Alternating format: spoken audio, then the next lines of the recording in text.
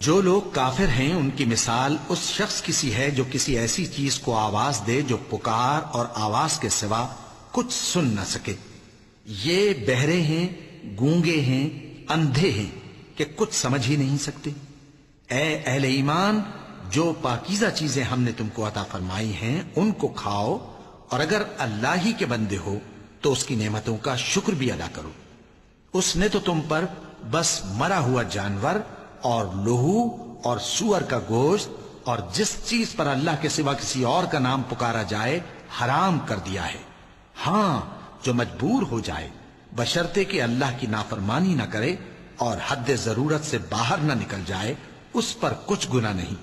بے شک اللہ بخشنے والا ہے، رحم کرنے والا ہے۔ جو لوگ اللہ کی کتاب سے ان آیتوں اور ہدایتوں کو جو اس نے نازل فرمائی ہیں چھپاتے اور ان کے بدلے تھوڑی سی قیمت یعنی دنیاوی منفعت حاصل کرتے ہیں، وہ اپنے پیٹوں میں محض آگ بھرتے ہیں۔ ایسے لوگوں سے اللہ قیامت کے دن نہ کلام کرے گا اور نہ ان کو گناہوں سے پاک کرے گا، اور ان کے لیے دکھ دینے والا عذاب ہے۔ یہ وہ لوگ ہیں جنہوں نے ہدایت چھوڑ کر گمراہی اور بخشش چھوڑ کر عذاب خرید لیا۔ یہ آتش جہنم کی کیسی برداشت کرنے والے ہیں۔ یہ اس لیے کہ اللہ نے کتاب سچائی کے ساتھ نازل فرمائی، اور جن لوگوں نے اس کتاب میں اختلاف کیا وہ ضد میں آ کر نیکی سے دور ہو گئے ہیں۔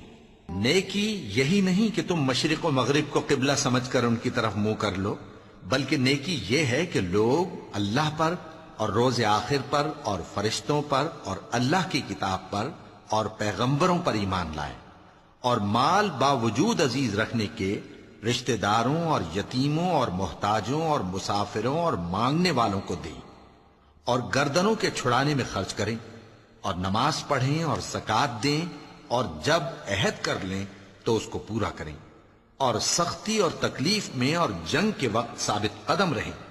یہی لوگ ہیں جو ایمان میں سچے ہیں، اور یہی ہیں جو اللہ سے ڈرنے والے ہیں۔ مومنوں، تم کو مقتولوں کے بارے میں قصاص یعنی خون کے بدلے خون کا حکم دیا جاتا ہے، اس طرح پر کہ آزاد کے بدلے آزاد مارا جائے، اور غلام کے بدلے غلام، اور عورت کے بدلے عورت۔ اور اگر قاتل کو اس کے مقتول بھائی کے قصاص میں سے کچھ معاف کر دیا جائے تو وارث مقتول کو پسندیدہ طریق سے قرارداد کی پیروی یعنی مطالبہ خون بہا کرنا اور قاتل کو خوشخوئی کے ساتھ ادا کرنا چاہیے۔ یہ تمہارے پروردگار کی طرف سے تمہارے لیے آسانی اور مہربانی ہے۔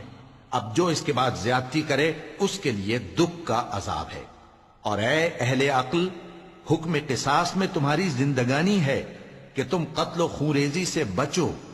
تم پر فرض کیا جاتا ہے کہ جب تم میں سے کسی کو موت کا وقت آ جائے تو اگر وہ کچھ مال چھوڑ جانے والا ہو تو ماں باپ اور رشتہ داروں کے لیے دستور کے مطابق وصیت کر جائے۔